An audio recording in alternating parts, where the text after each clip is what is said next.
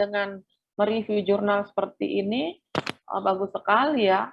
Jadi jangankan ini ya, nanti sudah terbiasa Anda mengini jurnal. Itu tuh di S3 saja juga itu memang ada review jurnal gitu ya. Jadi kalau S1, S2 belum ada sih, tapi disarankan sih memang pustakanya itu ya banyak-banyak mengambil jurnal. Tapi lihat juga jurnalnya ya, apakah ya jurnal terutama jurnal yang terakreditasi gitu ya. Ya mungkin ya sudah aplaus untuk kelompok yang sudah memperbaiki kemarin ya. Ya kita lanjut saja ke kelompok 4 itu ininya absensinya sudah aktif ya. Saya nggak salah mindset itu kelas satunya, enggak ya? Sudah benar? Belum aktif Ibu. Belum aktif? Iya Ibu. Astagfirullah. Ya nggak apa-apa di presentasi dulu aja. Coba sebentar dulu, saya aktifkan dulu sebentar ya. Sebentar. Kok bisa ya? Padahal pagi-pagi tadi udah salah kelas kali ya. Ibu lihat dulu. Astagfirullah.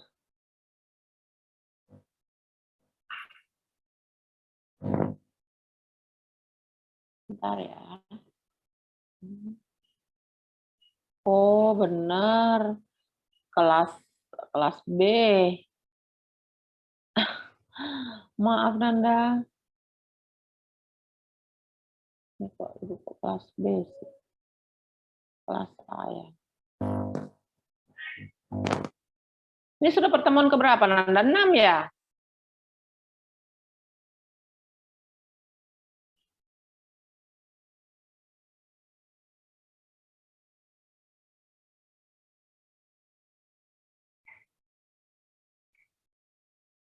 Oke, sudah Nanda ya. Sudah silakan absen ya. Saya kembali ke Zoom dulu. Ya. Ayo sudah silakan. Itu sudah aktif ya. Coba dicek. Kenapa ini masih ngantuk kayak ini? Ahmad. Sudah aktif ya? Sudah Ya Ibu. sudah Ibu. Iya. Ibu mohon maaf, Nanda ya ini nggak bisa keras-keras suaranya nih. Sakit tenggorokannya. Ya lanjut sudah Nanda presentasi kelompok 4 ya. Fotosoa kalau tidak salah.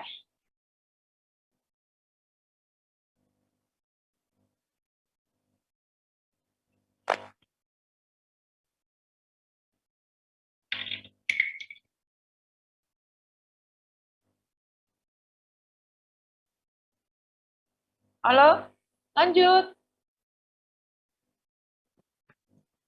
Baik Ibu, masih persiapan karena ada yang dari offline. Oh iya iya. Oh ya coba sebentar saya lihat ya di kelas ya. Sehat semua ya. Share screen. Berapa orang nih yang di kelas nih? Ya lanjut. 17 orang. 17 orang Bu. Oke Nanda. Ini juga yang ini baru 44 ini kemana? Biasanya 50 lebih.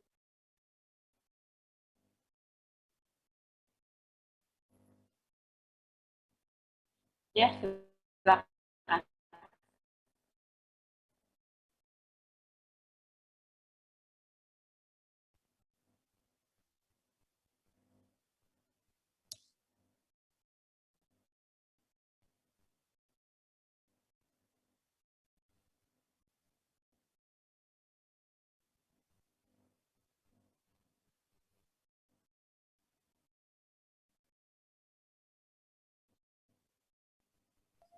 Mungkin boleh minta tolong untuk yang share screen.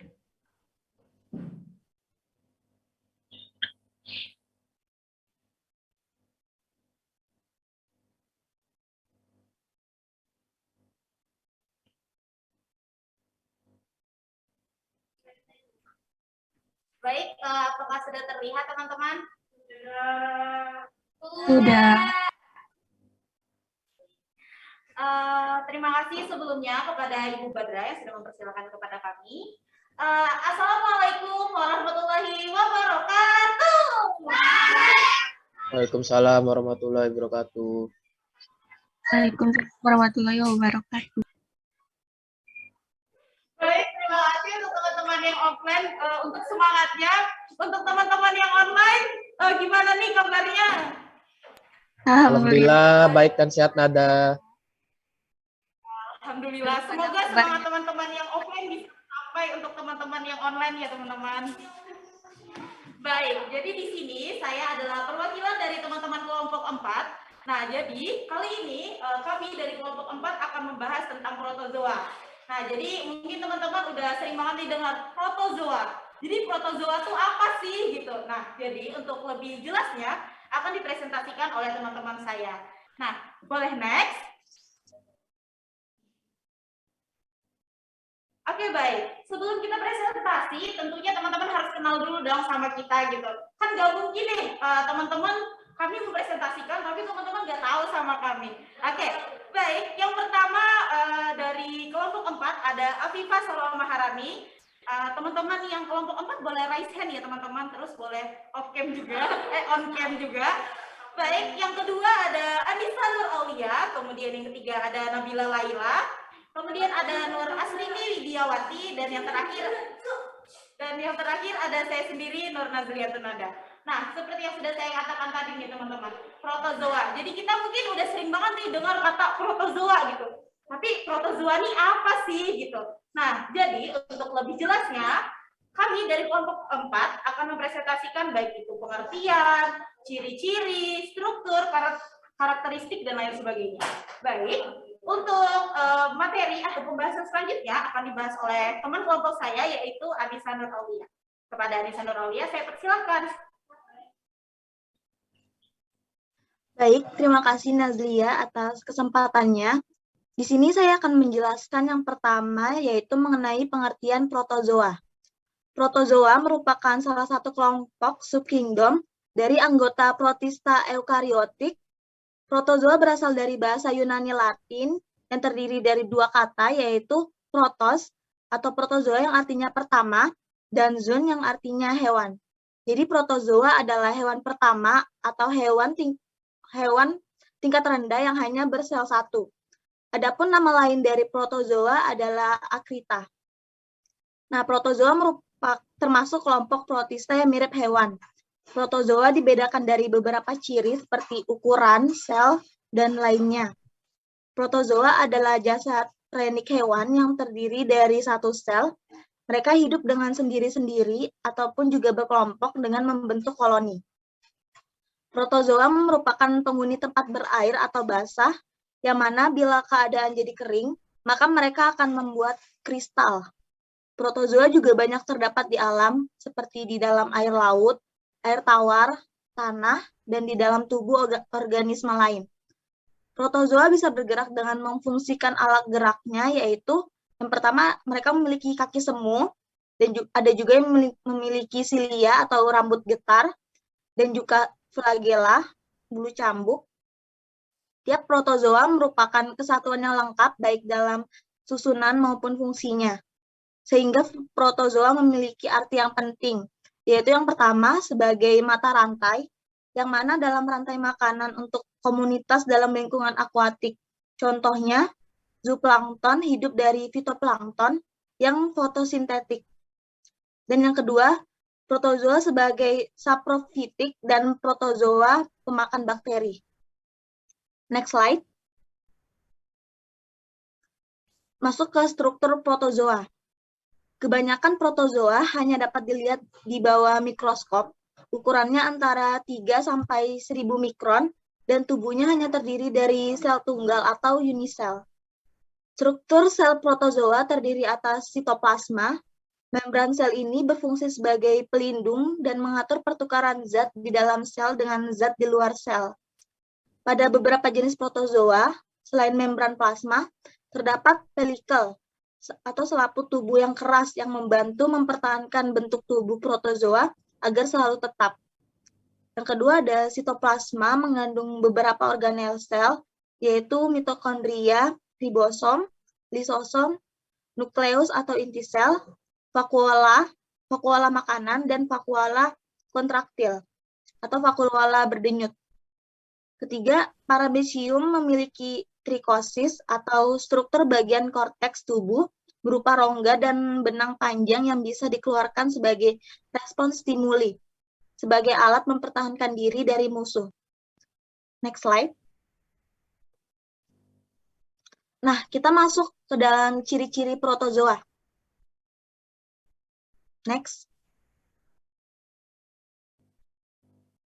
Nah, teman-teman, protozoa ini memiliki ciri yang pertama yaitu hidupnya heterotrof, tidak dapat membuat makanan sendiri. Ciri yang kedua, alat geraknya berupa kaki semu, bulu getar atau silia, dan juga bulu cambuk atau kita sebut flagel. Ciri yang ketiga itu mereka hidup bebas, saprofit atau parasit. Yang keempat, organisme protozoa ini bersel tunggal. Dan ciri yang kelima, eukariotik, atau mereka memiliki membran nukleus atau berinti sejati. Boleh dilanjut? Kemudian ciri yang kelima, cara hidupnya yaitu hidup soliter atau sendiri, dan juga berkoloni atau berkelompok.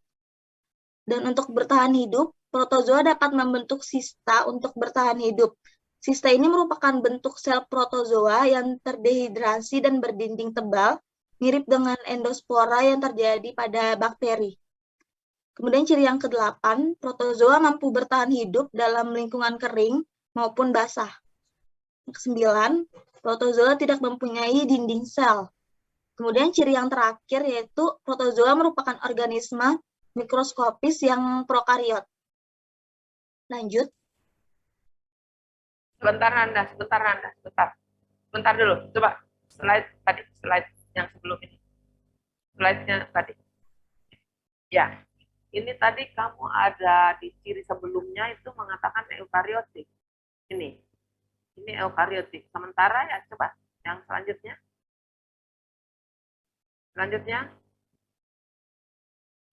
Ya, lanjut. Ya, ini mikroskopis yang prokariot. Gimana tuh? Satunya kamu bilang cirinya eukariotik, terus yang di sini mikroskopis prokariot. Kok beda ya? Ya nggak tahu, makanya. Kenapa bisa begitu di situ eukariotik? Tahu nggak apa yang dimaksud dengan eukariotik? Eukariotik itu yang merupakan organisme yang memiliki membran nukleus atau berinti sejati, Ibu. Kalau ini kenapa di sini begini? Mikroskopis yang prokariot. Apakah beda kelasnya? Atau ini kan masih ciri umum, toh? Iya, Ibu. Masih ciri umum. Iya, masih ciri umum. Coba kembali lagi ke slide ini, slide sebelumnya tadi. Nah, atau memiliki membran nukleus berinti sejati. Ini sudah punya membran inti ya. Tapi di ini itu kamu menyatakan prokaryotik, yang mana yang benar? Sepertinya mungkin ada kesalahan, Ibu. Ya. Jadi apa namanya yang prokaryotik itu bakteri Nanda ya? Oh iya, Ibu. Yang punya membran. Iya. Apa namanya ya?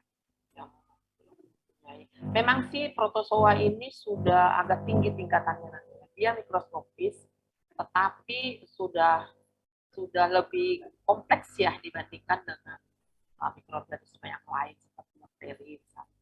Ya kalau bakteri itu prokaryotik ya. Iya. Oke, lanjut. Baik, terima kasih Ibu atas revisinya. Mungkin bisa dilanjut lagi ke klasifikasi protozoa. Nanti tolong dilihat baik-baik gitu ya. Baik, Ibu. Ya, nanti akan kami perbaiki. Baik, teman-teman, masuk ke klasifikasi protozoa. Protozoa ini dibagi menjadi 4 kelas berdasarkan alat geraknya. Yang pertama itu ada rhizopoda atau sarkodina.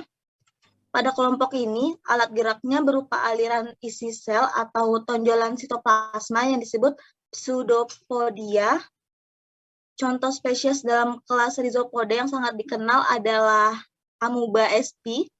Bentuk sel amuba ini tidak tetap. Sitoplasmanya terdiri dari ektoplasma dan endoplasma. Habitat organisme ini di air tawar, air laut, atau tempat-tempat basah, dan sebagian kecil hidup di dalam tubuh manusia atau hewan. Amuba berkembang biak. Stop sebentar Nanda ya. Jadi Iya, mumpung Ibu.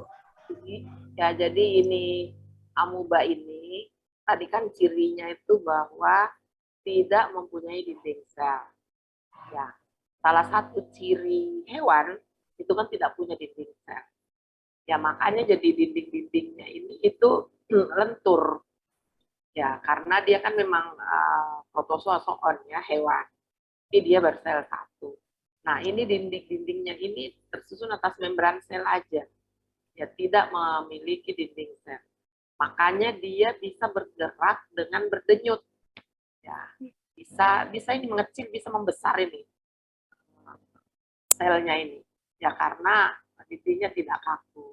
Beda dengan tumbuhannya, bakteri nggak bisa. Karena bakteri itu dindingnya kuat sekali ya. Makanya peptidoglikan namanya. Ya, jadi makanya ada apa yang memasukkan bakteri itu ke dalam golongan lantai tumbuhan. Ya, jadi kenapa bisa bergerak berdenyut? Karena itu tadi mempunyai membran selnya tidak punya dinding sel. Dinding sel itu kaku karena bahannya kan selulosa atau derivat dari selulosa itu keras sekali ya pada kulit-kulit tumbuhan itu kan selulosa. Ya. Kalau pada bakteri itu ada derivat dari selulosa namanya peptidoglikan. Sehingga kaku dindingnya sehingga bergeraknya nggak bisa, geraknya meluncur. Ya tapi kalau ini dia bisa dengan gerak berdenyut. Ya, jadi bisa membesar, bisa mengecil. Dengan itu maka dia bisa berpindah tempat. Ya, lanjut Nanda. Baik, terima kasih Ibu. Baik teman-teman, lanjut. Amuba berkembang biak secara aseksual dengan pembelahan binar tanpa melalui tahap-tahap mitosis. Apabila kondisi lingkungan tidak menguntungkan, amuba dapat mempertahankan hidupnya dengan membentuk kista. Kista ini merupakan bentuk penebalan plasma guna melindungi diri dari lingkungan yang tidak menguntungkan. Adapun contoh spesies dalam kelas Rhizopoda yaitu yang pertama tadi amuba. Adapun jenis amuba yang hidup di dalam tubuh manusia disebut entamoeba, misalnya entamoeba dysenteriae, yaitu penyebab penyakit disentri karena menyerang dan merusak jaringan usus. Kemudian contoh yang kedua ada foraminifera. Jenis ini hidupnya di laut dan terlindung dari kerangka luar yang beruang banyak yang terbuat dari kalsium karbonat. Contohnya seperti Fusulinida dan Elpidium. Kemudian contoh yang ketiga ada Radiolaria.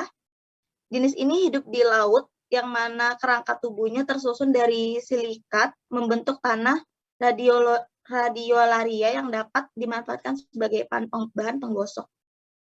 Next. Klasifikasi yang kedua ada flagellata atau Mastigopora. Flagellata ini berasal dari kata flagel yang artinya cambuk dan pora yang artinya gerakan. Semua anggota filum flagellata ini bergerak menggunakan flagel. Mereka memiliki bentuk tubuh tetap karena dilindungi oleh pelikel. Di antara flagellata ada yang hidup bebas, ada pula yang hidup bersimbiosis dalam tubuh hewan. Tetapi kebanyakan bersifat parasit. Flagellata berkembang biak secara aseksual dengan pembelahan binar secara longitudinal. Nah, flagellata ini dibagi menjadi dua kelompok, yaitu kelompok pertama, Phytoflagellata, yaitu flagellata yang mempunyai kromatofora dan struktur yang mengandung pigmen hijau klorofil. Contohnya ada Euglena viridis, Volvox globator, dan Noctiluca miliaris. Kemudian kelompok yang kedua yaitu Zooflagellata, yaitu flagellata yang tidak mempunyai pigmen klorofil. Contohnya seperti Trypanosoma, Hydosiense, Trichomonas, Vaginalis, Leishmania tropica, dan Trypanosoma evansi. Jadi perbedaannya itu Yang satu memiliki pigmen hijau klorofil, yang satunya tidak memiliki pigmen hijau klorofil. Oke, boleh dilanjut. Klasifikasi yang ketiga ada Ciliata atau Ciliopora. Ciliata adalah protozoa yang mempunyai alat gerak berupa rambut getar atau cilia. Rambut getar ini adalah bulu-bulu halus yang melekat pada membran sel. Dengan menggunakan rambut getar, makhluk hidup dapat bergerak bebas ke segala arah di dalam air. Alat gerak berupa silia atau bulu getar. Bentuk tubuh tetap, hidupnya di air tawar yang banyak mengandung zat organik dan bakteri.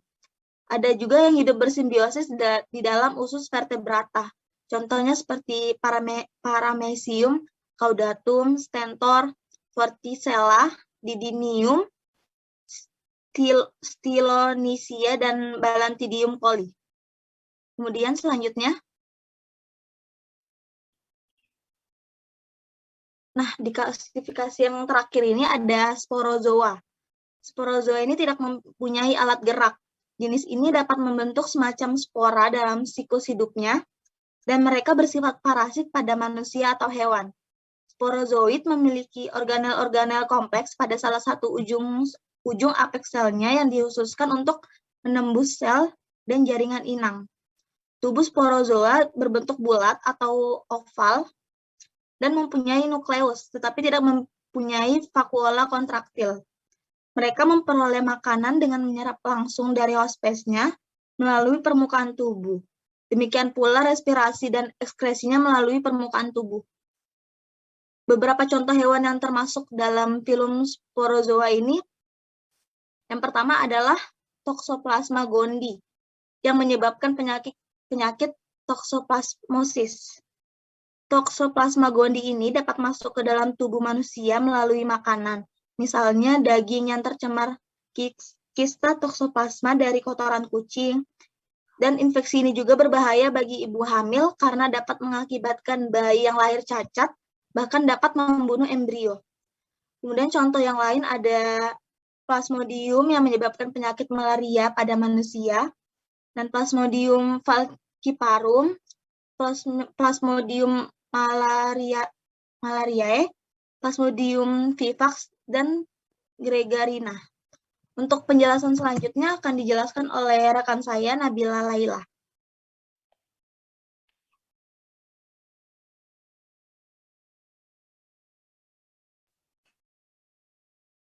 Baik. Apakah suara saya terdengar? Iya, bagus suaranya. Tidak kemerosok bening gitu ya. Baik, terima kasih atas kesempatannya. Sekarang masuk ke habitat protozoa. Protozoa hidup di air atau setidaknya di tempat yang basah. Mereka umumnya hidup bebas dan terdapat di lautan, lingkungan air tawar, atau daratan. Beberapa spesies dapat tumbuh di dalam tanah atau pada permukaan tumbuh-tumbuhan. Beberapa spesies ini ada yang bersifat parasitik. Hidupnya pada organisme inang. Inang tersebut dapat berupa algae, yaitu organisme sederhana sampai organisme yang kompleks, yaitu seperti vertebrata. Contohnya vertebrata yaitu manusia. Next. Lalu adaptasi protozoa. Adaptasi protozoa bisa sebagai predator. Mereka memangsa uniseluler atau berserabut ganggang, bakteri, dan mikrofungi. Protozoa memainkan peran baik sebagai herbivora. Protozoa juga memainkan peranan penting dalam mengendalikan populasi bakteri dan biomas. Lalu sebagai komponen dari mikro dan meifauna. Protozoa merupakan sumber makanan penting bagi mikroinvertebrates.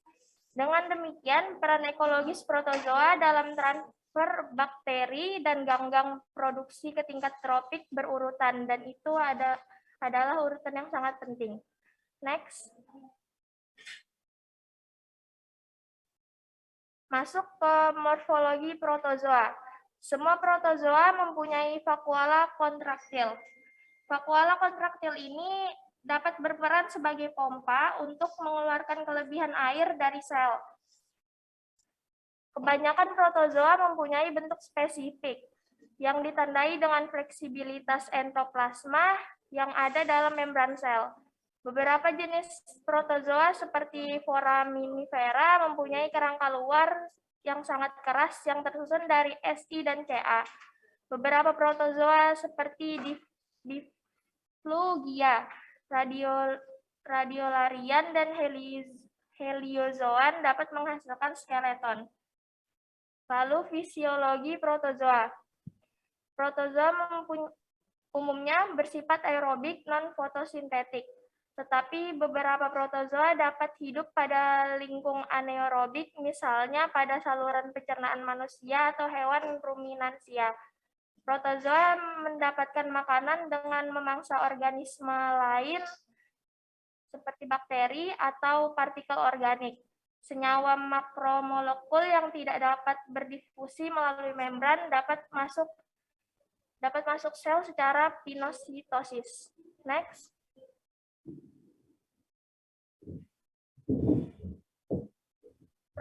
Reproduksi protozoa. Protozoa dapat mereproduksi dengan pembelahan binar atau beberapa fisi. Beberapa protozoa bereproduksi secara seksual dan beberapa ada aseksual. Masuk ke seksual. Reproduksi seksual dengan penyatuan sel generatif atau sel gamet atau dengan penyatuan inti sel vegetatif. Reproduksi seksual dengan penyatuan inti vegetatif disebut konjugasi. Pembelahan longitudinal dan transversal masing-masing terjadi pada flagellata dan ciata. Lalu aseksual. Reproduksi protozoa secara aseksual bisa di amoeba dan flagellata yang penginfeksi manusia. Reproduksi aseksual umumnya adalah pembelahan binar. Endodiogeni adalah pembelahan aseksual yang dapat terjadi di dalam sel dan terlepas menghasilkan dua anakan. Slide selanjutnya akan dilanjutkan oleh teman kelompok saya kepada Afifah Salwa Maharani, dipersilakan.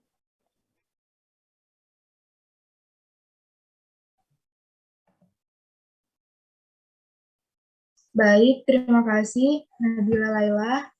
Di sini saya akan melanjutkan tentang pencernaan protozoa. Protozoa umumnya mendapatkan makanan dengan memangsa organisme lain atau partikel organik baik secara fotositosis maupun pinositosis. Protozoa yang hidup di lingkungan air, maka oksigen dan air maupun molekul lainnya dapat berdifusi melalui membran sel. Senyawa makromolekul yang tidak dapat berdifusi melalui membran dapat masuk ke sel secara pinositosis. Tetesan cairan masuk melalui saluran pada membran sel. Saat saluran penuh kemudian masuk ke dalam membran yang berkaitan dengan vakuola. Lanjut.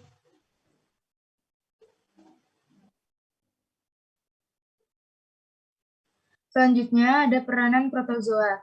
Peranan protozoa ini dibedakan menjadi dua, yaitu peran yang menguntungkan dan peran yang merugikan. Peran yang menguntungkan, protozoa yang hidup di air tawar dan air laut merupakan zooplankton yang menjadi salah satu sumber makanan bagi hewan air. Yang kedua, mengontrol jumlah bakteri di dalam karena protozoa. Yang ketiga, foraminifera yang berguna sebagai petunjuk adanya minyak bumi. Yang keempat, radiolaria yang dapat digunakan sebagai bahan penggosok. Sedangkan peranan yang merugikan yaitu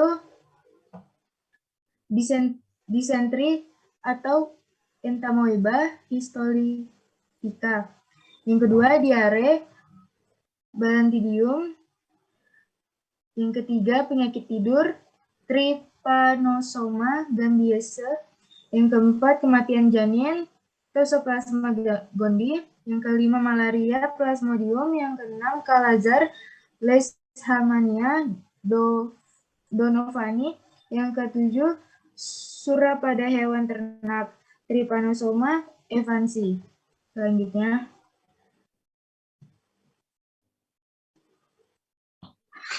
penyakit yang disebabkan protozoa. Yang pertama ada malaria. Lebih lanjut.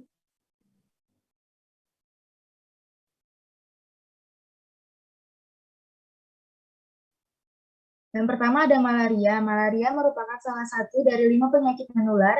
Agent penyebabnya adalah dari genus Plasmodium dan dari filum protozoa. Hampir 800.000 orang meninggal karena malaria setiap tahun. Hal ini ditularkan oleh nyamuk Anopheles betina. Gejalanya meliputi demam dengan menggigil dan kekakuan diikuti oleh keringat berlebihan. Yang kedua, penyakit tidur. Penyakit ini disebabkan oleh Trypanosoma gambiense dan Trypanosoma rhodesiaceae. Ditularkan melalui lalat tsetse. Gejala diawali seperti demam, sakit kepala, dan nyeri sendi. Jika tidak diobati sejak dini, dapat melibatkan beberapa organ, termasuk jantung dan ginjal. Selanjutnya, yang ketiga, toxoplasmosis. Penyakit protozoa ini disebabkan oleh Toxoplasma gondii. Infeksi disebabkan oleh makan daging yang terkontaminasi, konsumsi tanpa disengaja kotoran kucing, atau mungkin dengan makan sayuran yang belum dicuci. Pada orang sehat, tanpa gejala atau dapat menimbulkan penyakit seperti flu. Nama pada orang dengan HIV bisa fatal. Hal ini dapat menyebabkan encephalitis, necrozing retinochoroiditis. Yang keempat, trichomoniasis. Sebuah protozoa menyebabkan biasa menular generatif. Trichomoniasis meskipun sebagian besar tanpa gejala, tetapi perlu diperhatikan karena dapat memfasilitasi penularan HIV. Gejala vaginitis termasuk menyebabkan keputihan pada wanita dan uretritis menyebabkan rasa terbakar pada kemih pria. Selanjutnya, belum. Disentri. Disentri adalah peradangan usus yang bisa menyebabkan diare disertai darah atau lendir. Saat diare, frekuensi buang air besar akan meningkat dengan konsisten feses yang lembek atau cair. Disentri terbagi menjadi 2, yaitu disentri basilar dan disentri amuba. Kala-azar. Kala-azar adalah nama lain visceral leishmaniasis, yaitu penyakit parasit endemik yang menyerang sekitar 70 negara di dunia. Sudan Selatan memiliki jumlah kasus tertinggi, kedua setelah India. Penyakit ini menyebar melalui gigitan lalat pasir. Pasien yang terinfeksi mengalami gejala berupa demam tidak teratur, berat badan menurun, limpa dan hati membengkak, dan mengalami anemia. Selanjutnya,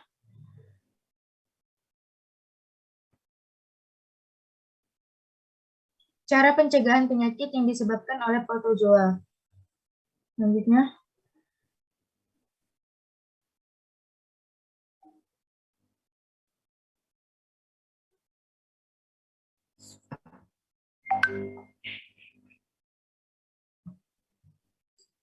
yang pertama malaria, mengaplikasikan lotion anti nyamuk, menggunakan lotion anti nyamuk, menggunakan obat nyamuk, memakai selimut yang menutupi seluruh tubuh, menggunakan pelambu saat tidur, melarutkan bubuk abate ke bak mandi, rajin membersihkan serta menguras bak mandi, menghindari terjadinya genangan air, melakukan fogging secara teratur. Yang kedua, penyakit tidur, kenakan pakaian yang agak tebal karena gigitan lalat setse dapat menembus kain yang tipis. Hindari mengenakan pakaian yang berwarna terang atau sangat gelap karena warna tersebut dapat menarik perhatian lalat setse. Yang ketiga, menggunakan kelambu saat tidur guna menghalau gigitan lalat setse. Yang keempat, periksa kendaraan terlebih dahulu sebelum menggunakannya, terutama jika Anda menggunakan kendaraan terbuka seperti mobil jeep atau truk pick-up. Yang kelima, hindari mendekati area semak-semak di siang hari. Boleh dilanjut?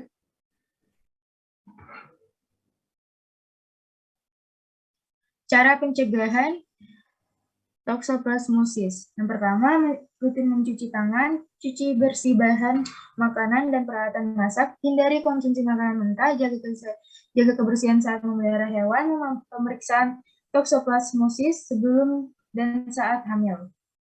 Cara pencegahan trichomoniasis. Yang pertama, tidak bergonta-ganti pasangan seksual, menggunakan kondom saat berhubungan intim. Yang ketiga, tidak berbagi pakai alat bantu seks dan membersihkannya setiap selesai digunakan. Boleh dilanjut?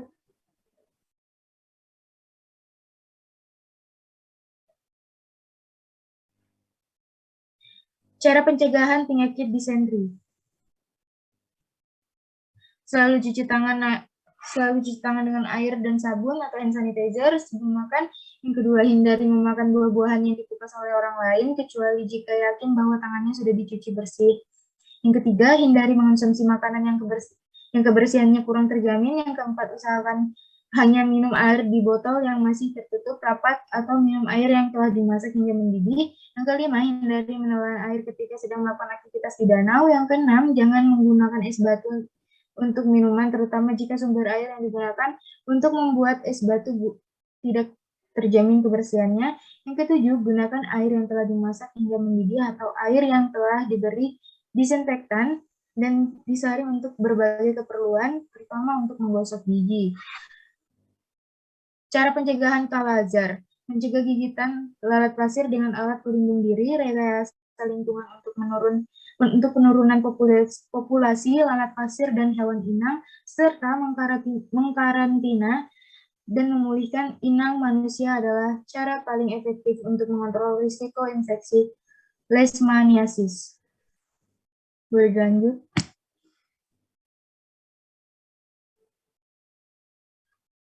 Baik, selanjutnya saya kembalikan kepada Nur Najliah Nada.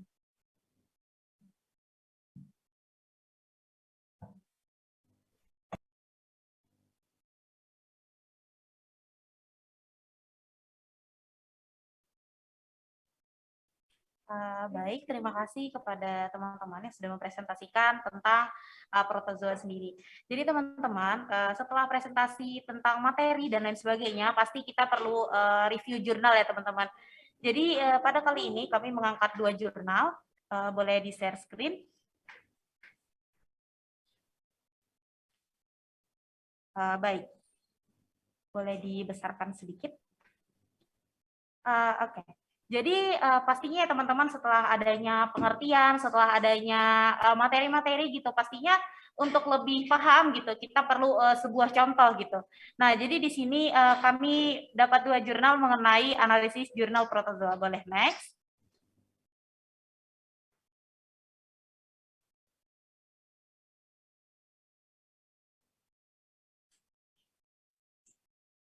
Oke, baik. Jadi jurnal yang pertama, teman-teman, mengenai prevalensi protozoa penyebab diare di Kelurahan Antang, Kota Makassar. Nah, jadi untuk jurnal pertama ini, teman-teman, pastinya seperti yang teman-teman dapat lihat, untuk jurnal ini dilakukan penelitian di Makassar, lebih tepatnya di Antang gitu. Nah, untuk penelitian ini dilakukan pada tahun 2020 di Sulawesi Selatan. Dengan latar belakang dilakukannya penelitian ini dikarenakan banyaknya kasus diare yang menjadi banyaknya kasus diare yang terjadi di Sulawesi Selatan itu sendiri. Nah, selain itu, untuk mengetahui prevalensi protozoa yang menyebabkan diare di kelurahan tersebut. Nah, kemudian diharapkan diharapkan dari jurnal ini dapat bermanfaat dalam melakukan pencegahan diare di kelurahan tersebut. Jenis penelitiannya sendiri teman-teman yaitu jenis penelitian deskriptif dengan pendekatan simple random. Nah, untuk penelitian ini telah dilaksanakan pada bulan Mei hingga Agustus pada tahun 2019. Pada sampel fesesnya sendiri diambil pada masyarakat di Kelurahan Antang yang terindikasi diare. Nah, untuk sampel tersebut disimpan. Nah, jadi sampel yang sudah diambil pada masyarakat itu, teman-teman, dia disimpan di dalam suatu pot sampel feses. Nah, jadi untuk sampelnya sendiri terdapat 28 pot sampel yang berhasil didapatkan pada masyarakat di Kelurahan Antang. Nah, selain pengambilan sampel, orang yang terindikasi diare juga diwawancarai mengenai faktor resiko. Jadi tentunya tidak akan terjadi sebuah penyakit jika tidak ada resikonya ya teman-teman. Nah, jadi masyarakat itu diwawancarai, kenapa sih bisa terjadi diare gitu? Pasti kan ada banyak sekali faktor-faktornya seperti itu. Nah, kemudian setelah diambil sampel dan diwawancarai pada masyarakat, sampel tersebut dibawa ke laboratorium penyakit tropis program studi D3 Teknologi Laboratorium Medis Universitas Megareski. Oke, boleh next.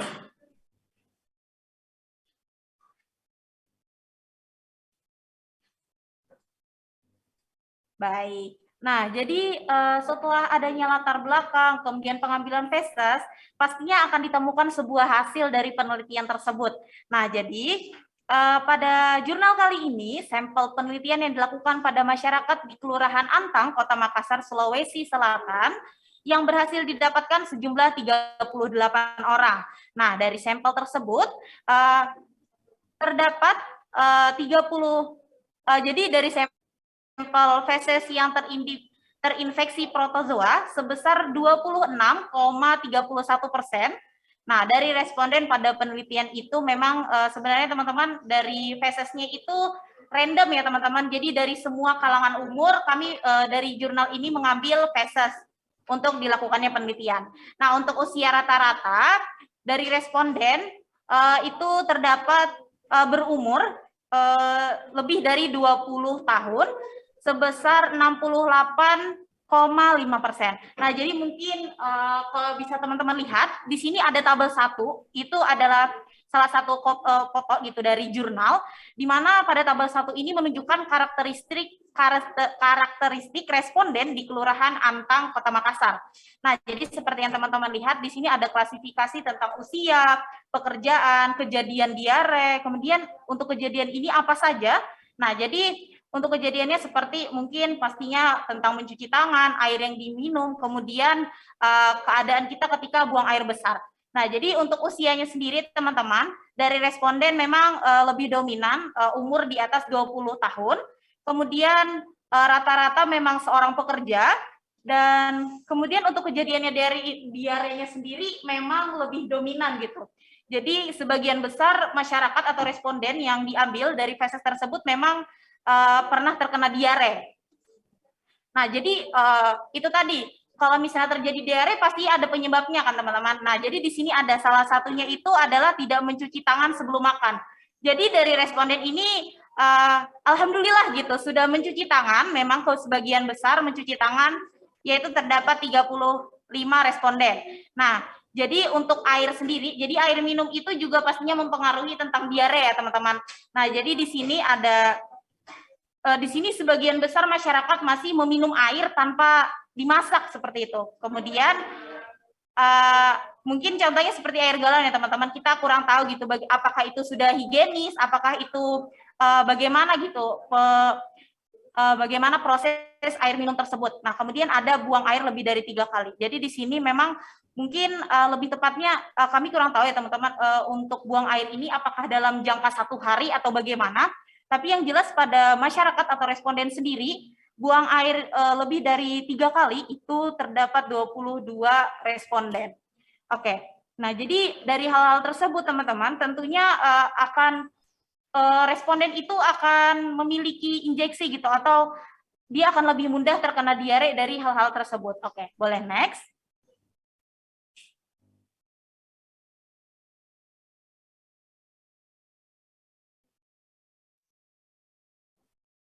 Baik, jadi di sini ada tabel kedua, yaitu tentang prevalensi protozoa parasit. Nah, jadi kalau sudah dengar kata parasit, tentunya itu adalah hal yang menyebabkan sebuah penyakit ya teman-teman. Nah, jadi untuk prevalensi tertinggi yaitu ada di Entamoeba coli sebesar 17,14%, mohon maaf. Nah, kemudian protozoa E. coli bersifat flora gitu atau normal pada usus. Namun, pada suatu waktu dapat bersifat parasit jika ketersediaan makanan dalam tubuh tidak tercukupi atau keberadaan protozoa parasit lain seperti E. histolytica berada pada usus sehingga E. coli bersifat parasit. Ya mungkin seperti yang teman-teman tahu gitu, E. coli ini juga ada membawa manfaat dalam tubuh. Tapi ketika suatu makanan atau tidak tercukupinya makanan di dalam tubuh, E. coli ini akan berubah menjadi suatu parasit seperti itu. Nah, jadi pada penelitian ini derajat infeksi Entamoeba histolytica dan Cryptosporidium parvum sebesar 5,26%. Nah, jadi perbedaan prevalensi protozoa pada penelitian ini dipengaruhi oleh budaya. Jadi memang teman-teman budaya sendiri akan mempengaruhi prevalensi gitu ya. Karena budaya pastinya akan menghasilkan suatu perbedaan gitu. Misalnya budaya kecamatan ini mencuci tangan, budaya yang ini tidak mencuci tangan. Jadi hal tersebut pastinya budaya juga akan mempengaruhi suatu prevalensi di suatu daerah.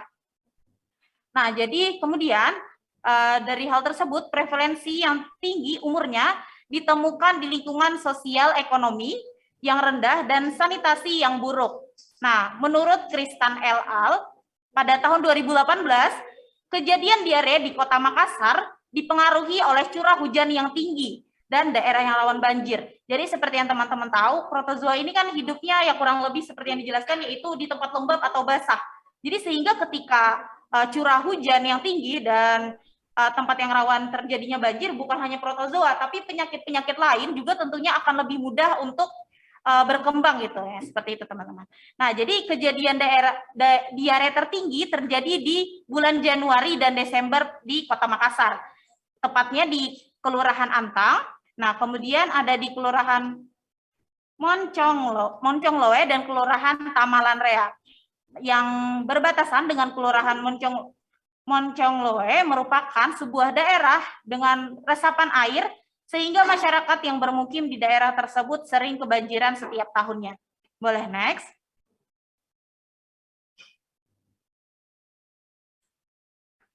Nah, jadi teman-teman, pada kesimpulannya, karakteristik responden yang menjadi penelitian gitu, yang menjadi sampel pada penelitian ini, yaitu lebih tepatnya tidak mencuci tangan sebelum makan dan kebiasaan meminum air tanpa dimasak. Jadi seperti yang teman-teman tahu gitu, bahwa memang ini adalah salah satu budaya di mana budaya mencuci tangan, budaya meminum air itu adalah budaya dari setiap daerah, sehingga budaya tersebut akan menghasilkan sebuah perilaku, teman-teman. Nah, jadi prevalensi protozoa usus tertinggi yaitu adalah Entamoeba coli sebesar 17,44%. Sehingga dari hal tersebut, dari banyaknya faktor-faktor, pentingnya kita sebagai tenaga kesehatan masyarakat untuk bisa mengajak masyarakat untuk bisa hidup sehat, minimal mencuci tangan sebelum makan. Jadi tentunya untuk perilaku itu sendiri dimulai dari diri kita, kemudian untuk orang lain. Baik, untuk jurnal berikutnya akan dijelaskan oleh teman saya, yaitu Nur Asrini Widiawati. Kepada Asrini saya persilakan. Ya, baik. Saya ambil alih untuk jurnal kedua yang berjudul Prevalensi dan Identifikasi Protozoa Saluran Pencernaan pada Kambing di Kecamatan Labang, Kabupaten Bangkalan. Jadi penelitian ini pada jurnal kedua dilakukan pada tahun 2019 di Kecamatan Labang, Kabupaten Bangkalan, Provinsi Jawa Timur. Jadi Labang merupakan salah satu kecamatan di Kabupaten Bangkalan yang mayoritas penduduk memelihara ternak kambing. Masalah yang sering terjadi di lapangan terkait ternak kambing yaitu sebagian besar kondisi ternak kambing di Kecamatan Labang tampak kurus. Hal ini berkaitan dengan penelitian yang dilakukan oleh Tama DKK tahun 2016 bahwa infeksi protozoa secara signifikan mempengaruhi skor tubuh pada kambing. Selain kondisi fisik yang terlihat, umur mempengaruhi tingkat infeksi pada kambing. Kambing muda lebih rentan terinfeksi oleh protozoa. Penyebabnya adalah kondisi geografis di Indonesia yang beriklim tropis dan didukung oleh udara yang lembab dan panas. Secara geografis, lokasi Kecamatan Labang, Kabupaten Bangkalan terletak di daerah dekat pantai dengan kondisi suhu dan kelembapan yang tinggi sehingga memungkinkan untuk penularan infeksi protozoa pada kambing. Next.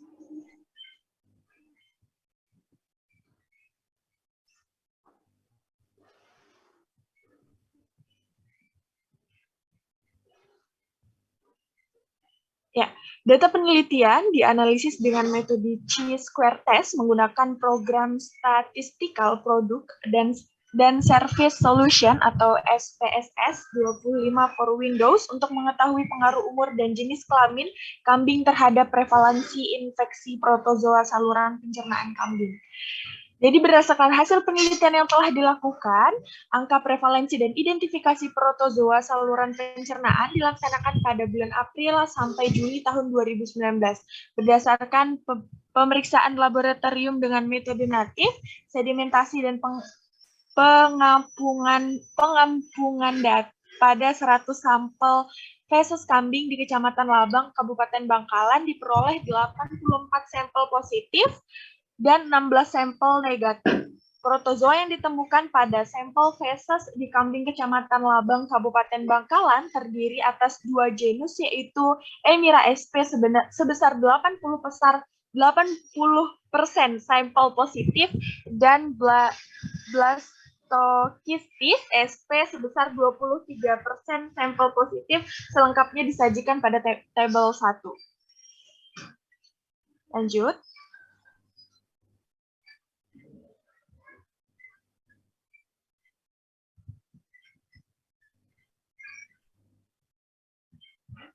Baik, untuk di tabel 2 ada jenis protozoa berdasarkan jenis kelamin, kelompok umur, dan jenis kejadian infeksi yang menginfeksi kambing di Kecamatan Labang, Kabupaten Bangkalan.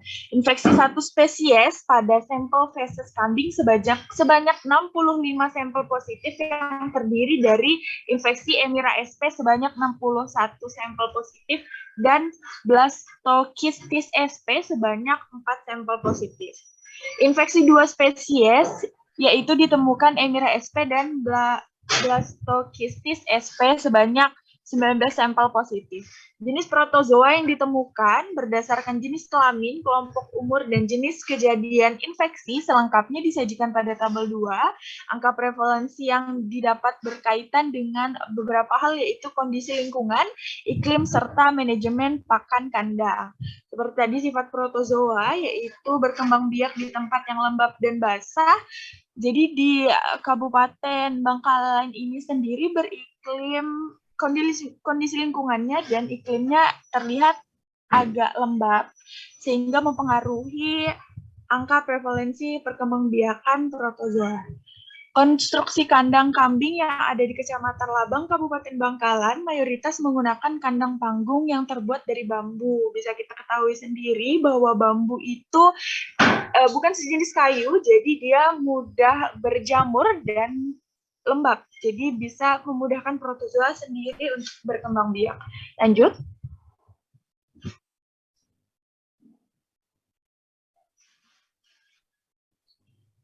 Oke, jadi kesimpulan yang didapatkan dari penelitian jurnal berdasarkan hasil pemeriksaan 100 sampel feses kambing di Kecamatan Labang, Kabupaten Bangkalan, angka prevalensi infeksi protozoa saluran pencernaan pada kambing di Kecamatan Labang, Kabupaten Bangkalan sebesar 84%. Genus protozoa saluran pencernaan yang menginfeksi kambing di Kecamatan Labang, Kabupaten Bangkalan yaitu Emira sp dan Blastokistis sp. Umur dan jenis kelamin memiliki pengaruh yang sama terhadap infeksi protozoa saluran pencernaan pada kambing di Kecamatan Labang, Kabupaten Bangkalan. Next.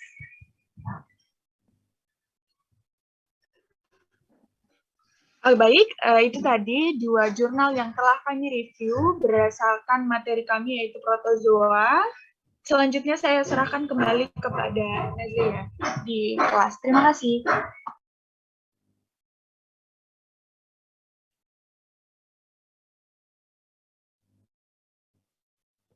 Gimana Nanda? Sebentar ya sebelum lanjut. Jadi ini tadi ya, jurnal yang kedua ya, kalau tidak ini tadi itu ada apa tadi? Entamoeba. Ya, jadi penyebab diare itu bukan hanya E. coli ya, tapi dari amoeba juga, khususnya dari entamoeba, dan entamoeba coli. Ya, jadi untuk membedakan apakah diare itu disebabkan oleh amoeba atau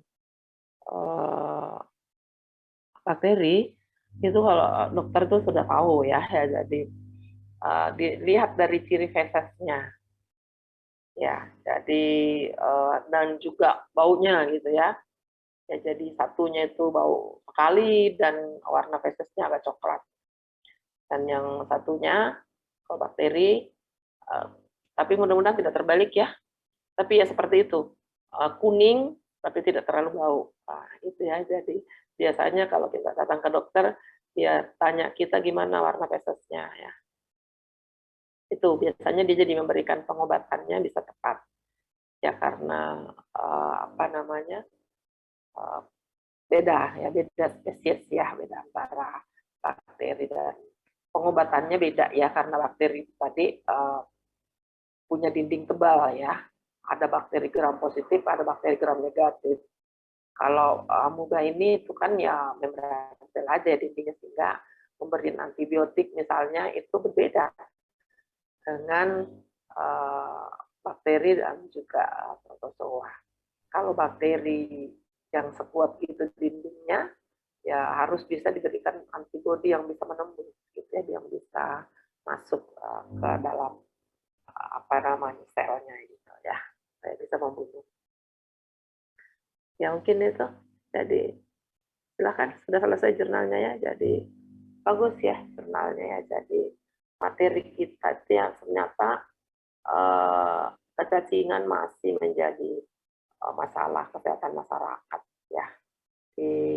Intinya ya sanitasi ya. Jadi tadi saya ada juga yang ini bahwa budaya juga mempengaruhi ya. Jadi salah satu variabelnya budaya. Ada budaya yang memang suka mencuci tangan sebelum makan gitu ya, atau sebelum menyentuh apa makanan itu, kalau sudah menyentuh apa makanan, tangan itu ya silakan dicuci ya, kalau memang tidak ada air silakan pakai hand sanitizer, tapi jangan sering-sering pakai hand sanitizer ya, karena beda dengan air itu ya, merusak ini kulit kita gitu ya, dan daya bunuh kumannya juga lebih ini gitu ya. Jadi kalau pakai air dan air sabun, air mengalir, itu memang cuci tangan yang sudah dianjurkan gitu ya. Baik Nanda, ini masih lanjut presentasi ya. Halo. Baik Ibu, ya dari mengenai protozoa. Untuk sesi tanya jawab mungkin akan kami buka di grup WA. Jadi untuk selanjutnya adalah presentasi dari kelompok 5 mengenai patologi. Jadi untuk kelompok 5 kami persilakan. Mungkin sekian dari kelompok 4. Saya akhiri. Wassalamualaikum warahmatullahi wabarakatuh.